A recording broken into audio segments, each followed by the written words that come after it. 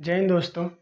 आज हम समझते हैं कि जो हमारा भारत कभी अखंड भारत हुआ करता था वह कैसे अलग अलग राज्यों में और अलग अलग देशों में टूट गया, कैसे बिछड़ गया। जो कभी अफ़गानिस्तान से लेकर बर्मा और श्रीलंका तक फैला हुआ था वो कैसे टूटा।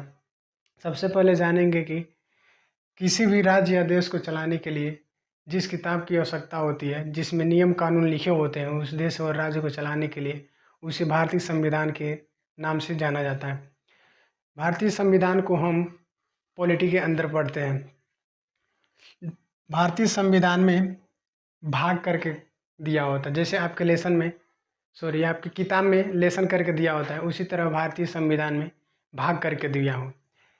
इसमें टोटल 22 भाग हैं, जिसमें एक भाग में सारे अनुच्छेद तो नहीं होंगे। संविधान में कुल अनुच्छेद 395 है, लेकिन भाग केवल 22 है। तो एक भाग में सब तो नहीं दिया होगा, लेकिन एक भाग में कुछ ही अनुच्छेद दिए होंगे। इसके बारे में हम लोग जानेंगे। दूसरा होता है इंडियन पेनल कोड।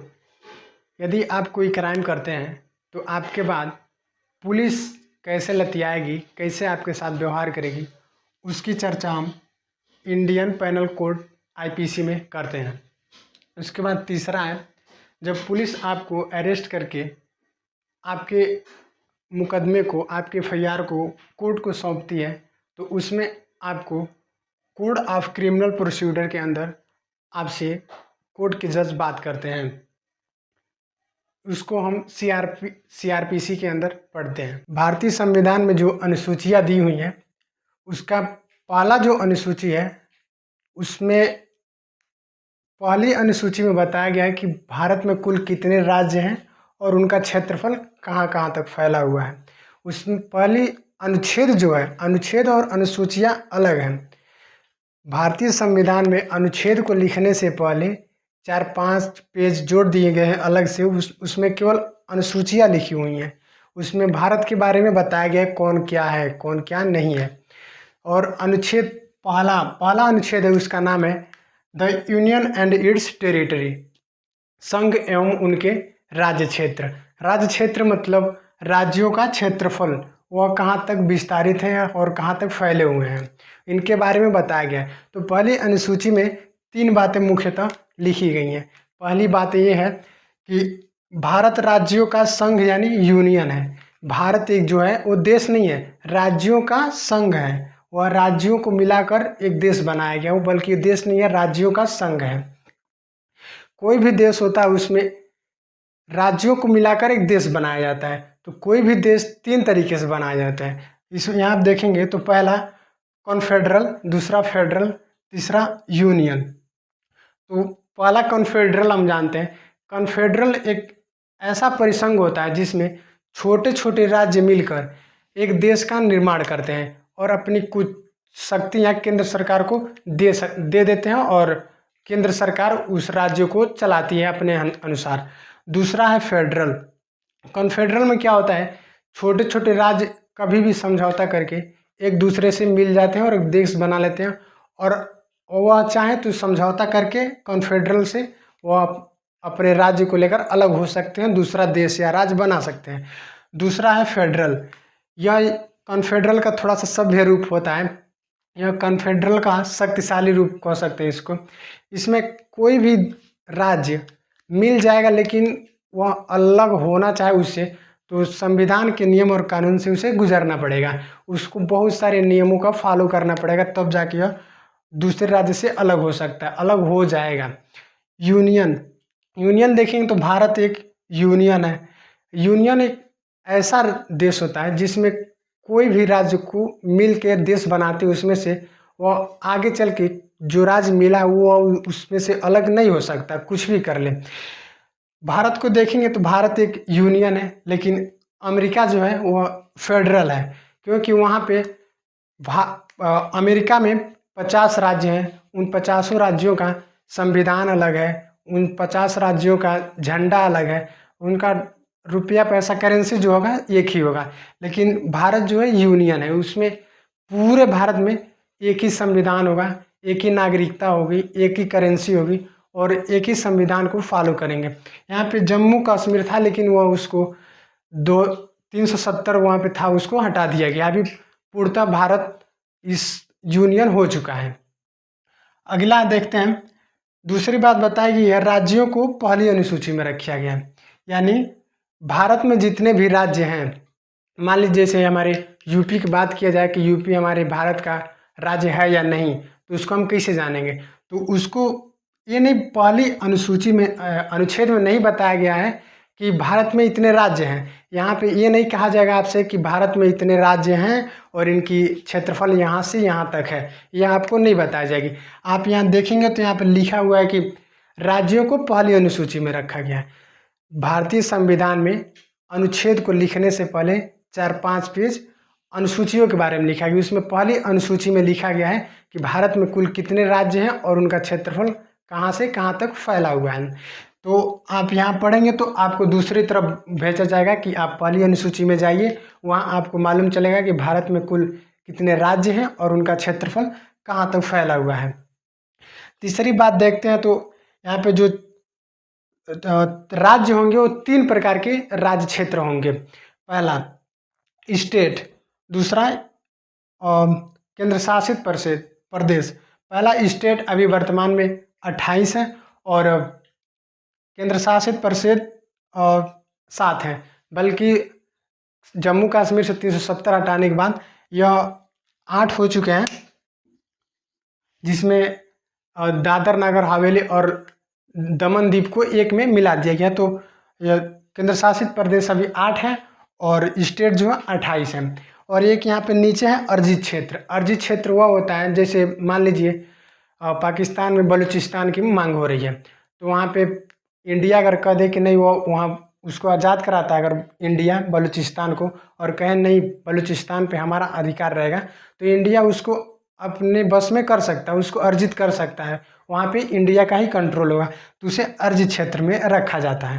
अनुच्छेद 2 देखेंगे तो इसमें यह लिखा है कि संसद राष्ट्रपति के पूर्व अनुमति, यानी राष्ट्रपति को सूचित करके किसी भी विदेशी राज्य को भारत में मिला सकते हैं। यानी संसद जो होता है वो राष्ट्रपति को पहले सूचित कर देगा कि हम फला राज्य को, फला विदेशी राज्य को भारत में मिलाने जा रहे हैं। यहाँ पे राष्ट्रपति का कोई योगदान नहीं होता है, बल्कि उनको केवल सूचित कर दिया जाता है उनसे अनुमति लेने के लिए कि हम फला राज्य को मिलाने जा रहे हैं। राष्ट्रपति देश में इसलिए होते हैं क्योंकि प्रधानमंत्री अगर किसी कारणवश किसी विदेशी राज्य में चले जाते हैं तो उस समय राष्ट्रपति अपने देश को संभाल सकते हैं किसी आपातकालीन हो जाने के कारण। तो यहाँ पे देखेंगे कि किसी भी विदेशी राज्य को, जैसे यहाँ देखेंगे 1959 में जब चीन ने तिब्बत पे कब्जा कर लिया, चीन में चारों तरफ अफरा तफरी मच गया, चीन ने तिब्बत के लोगों को मारना काटना शुरू कर दिया, और वहाँ पे तिब्बत के लोगों को एक फैमिली में मान लीजिए 4 लोग हैं, तो अलग अलग सबको 4 लोगों को चारों तरफ भेज दिया, और तिब्बत के लोगों की कमी हो गई। तो यहाँ पे सिक्किम था, सिक्किम वहाँ पे एक छोटा सा राज्य था, तो वो चीन की क्रूर हरकतों से डर गया और सोचा कि यह हमको भी इसी तरह कब्जा कर लेगा और हमारे देश के लोगों को भी ऐसे ही मारपीट करेगा। तो सिक्किम क्या हुआ कि भारत से आके बात की कि हम आपसे मिल जाते हैं और हमको बचा लीजिए, नहीं तो चीन हमको भी खत्म कर देगा। तो सिक्किम को मिलाने के लिए सिक्किम 16 मई 1975 को भारत से मिला था। तो सिक्किम को स्पेशली मिलाने के लिए संविधान में 35वां संशोधन 1974 में किया गया था। इसमें जब 35वां संशोधन हुआ तो सिक्किम को स्वराज्य बनाया गया था। स्वराज्य मतलब जैसे मान लीजिए जैसे यूपी है और यूपी के करीब ही बिहार पड़ता है, तो यूपी और बिहार दोनों स्वराज्य हैं, एक दूसरे से मिलाप रखने वाले राज्य हैं, तो उसको हम बोलेंगे स्वराज्य, मतलब अपने जैसा ही राज्य। तो इसको अनुसूची 2 का ए में रखा गया था। अनुसूची आप देखेंगे 2 का ए में रखा गया था सिक्किम को। उसके बाद सिक्किम को लोगों को लगा कि बाद में कि नहीं भारत जो है हमारे जैसा ही है, तो सिक्किम के लोगों ने सोचा कि हम पूर्णतः रूप से भारत के ही नागरिक हो जाते हैं। तो फिर संविधान में 36वां संशोधन करके सिक्किम को 1975 में सिक्किम को 22वां राज्य घोषित कर दिया गया। और यहाँ पे हो गया हमारा सिक्किम 16 मई 1975 को पूर्णतः भारत का एक राज्य बन गया। अनुच्छेद 3 देखेंगे तो उसमें पहले अनुच्छेद को जान लेते हैं। पहले में कहा गया है कि भारत राज्यों का संघ है, यूनियन है, और दूसरे में कहा गया है कि विदेशी राज्यों को अपने में मिला दो, और तीसरा में कहा गया है कि संसद राष्ट्रपति के पूर्व अनुमति से भारत के किसी भी राज्य के नाम, सीमा और क्षेत्र में परिवर्तन किया जा सकता है। यानी संसद अगर चाहे तो राष्ट्रपति के पूर्व अनुमति, पहले आपको बताया गया कि राष्ट्रपति को केवल सूचित कर दिया जाता है इस काम को करने के लिए, लेकिन राष्ट्रपति उसमें कुछ योगदान नहीं करते हैं। तो यहाँ पे भारत के किसी भी राज्य के नाम, सीमा और क्षेत्र में परिवर्तन किया जा सकता है। जैसे यहाँ पे आप देखेंगे तो मध्य प्रदेश से छत्तीसगढ़ को 1 नवंबर सन 2000 को अलग कर दिया गया था। उसी तरह यूपी से उत्तराखंड को 9 नवंबर सन 2000 को अलग किया गया। उसी तरह देखेंगे तो बिहार से झारखंड को 15 नवंबर सन 2000 को अलग कर दिया गया था। आप जानते हैं कि भारत और पाकिस्तान के बीच का जो लाइन है, जो भारत और पाकिस्तान को अलग करता है, उसको रेड क्लिफ के नाम से जाना जाता है। एक्चुअली में यह हुआ था कि भारत और पाकिस्तान को अलग करने के लिए सीरियल रेड क्लिफ आए थे। और सीरियल रेड क्लिफ ने क्या किया कि ऐसे भारत का एक नक्शा लिया और इधर जिधर मुसलमानों की आबादी ज़्यादा थी उधर कह दिया कि इधर पाकिस्तान होगा, और जिधर हिंदू लोगों की संख्या ज़्यादा थी उधर कह दिया कि इधर हिंदुस्तान होगा, और मुसलमान जो रहते हैं जिधर उधर पाकिस्तान होगा। तो उसने नक्शा लिया और ऐसे एक लाइन खींच दिया ऐसे करके, इधर पाकिस्तान और इधर इंडिया। उसी तरह इधर भी किया था कि बांग्लादेश और इंडिया को अलग कर दिया। तो उसमें ऐसा हुआ कि पता चला किसी का घर इंडिया में रह गया और उसका जो खेत था वो पाकिस्तान या बांग्लादेश में चला गया, और पता चला किसी का घर जो है इंडिया में और अंगना बांग्लादेश में चला गया। ऐसे बहुत सारे अजीब कांड करके चला गया। इसमें सबसे ज़्यादा फेमस हो गया बेरुवरी।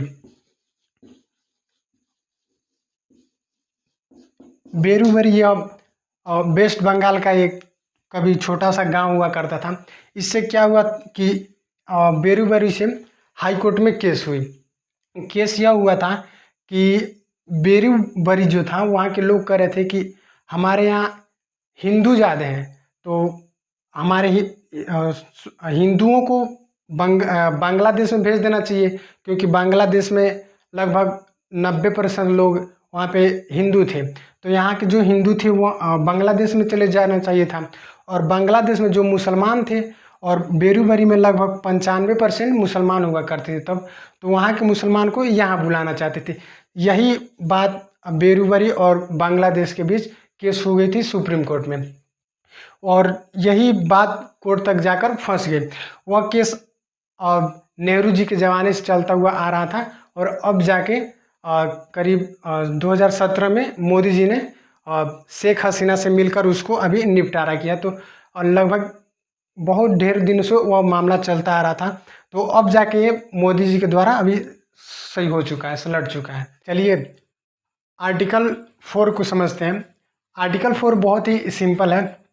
इसमें देखेंगे तो इसमें कहा गया कि अनुच्छेद 2 यानी किसी भी विदेशी राज्य को अगर हम मिलाते हैं, या आर्टिकल 3 या किसी भी मिले हुए राज्य को तोड़ते हैं, उसकी सीमा, क्षेत्र या नाम में परिवर्तन करते हैं या संशोधित करते हैं, तो उसमें राष्ट्रपति बाध्य नहीं होंगे, क्योंकि उसे 368 के बाहर रखा गया है। 368 और इस अनुच्छेद में यह लिखा गया है कि अगर देश में प्रधानमंत्री के द्वारा कोई भी नियम कानून नए अगर लागू किए जाते हैं या पुराने को बदला जाता है, तो 368 में राष्ट्रपति का साइन होना या सिग्नेचर होना अति आवश्यक है। यानी कि राष्ट्रपति के साइन के बिना आप देश में कोई भी परिवर्तन नहीं कर सकते हैं। तो यहाँ पे अनुच्छेद 2 और 3 को 368 के बाहर रखा गया, यानी राष्ट्रपति की इसमें कोई ज़रूरत नहीं है, आप अपने अनुसार कर सकते हैं। इसको संशोधित कर 2 और 3 को संशोधित करने के लिए संसद के 100 में 50%, यानी हमारे यहाँ अभी टोटल 542 सीटें हैं संसद में, जिसमें इसका 50% होगा, करीब 200 साढ़े 72 होगा, लेकिन 73 कर लेते इसको। 273 सीटें अगर आपके पास हैं तो इन दो चीज़ों में आप संशोधन कर सकते हैं बिना राष्ट्रपति के अनुमति के। इसमें राष्ट्रपति बाध्य नहीं होंगे। अब आप सोच रहे होंगे कि राष्ट्रपति पहले ही इसको क्यों नहीं रोक सके, क्योंकि पहले ही उनको अनुच्छेद 2 में और 3 में बता दिया गया है कि राष्ट्रपति के पूर्व अनुमति, यानी किसी भी विदेशी राज्य को मिलाने से पहले राष्ट्रपति को सूचित कर दिया जाता है, या मिले हुए राज्य को तोड़ने के लिए राष्ट्रपति को सूचित कर दिया जाता है। अब यहाँ पे आर्टिकल 4 में अगर कुछ संशोधन करना हो तो राष्ट्रपति ये नहीं कह सकते कि आपने पहले ऐसा क्यों किया, क्योंकि पहले उनसे अनुमति ले ली गई है, अब वो बाद में कुछ नहीं कर सकते। तो यहाँ पे राष्ट्रपति बाध्य नहीं होंगे। अब यहाँ पे देखते हैं, अगर इन दोनों में संशोधन करना होगा तो 368 भी तो संशोधन करना होगा, और इसको संशोधित करते हैं तो आपका अनुसूची 1 और 4 भी प्रभावित होगा। यानी कि अनुसूची 1 जो है, जिसमें लिखा गया है कि भारत में कुल कितने राज्य हैं और उनका क्षेत्रफल कहाँ कहाँ तक है, तो उनका भी मतलब प्रभावित होना आवश्यक है। क्योंकि मान लीजिए अगर कोई राज्य अगर हम मिला रहे हैं तो यहाँ पे अनुसूची 1 में दिखाना पड़ेगा कि फला राज्य को हम मिला रहे हैं, या जो राज्य हमारे पास है उसको हम तोड़ रहे हैं। और अनुसूची 4 है कि किस राज्य में कितने सांसद कहाँ किस राज्य से लड़ेंगे कि और किस से मतलब किस पार्टी से चुनाव करेंगे अपना, वो अनुसूची 4 में बताया गया है। तो आपको यहाँ 1 से लेकर 4 तक आपके आर्टिकल यहाँ पे अनुच्छेद पूरे होते हैं। और मिलते हैं अगले वीडियो में। जय हिंद।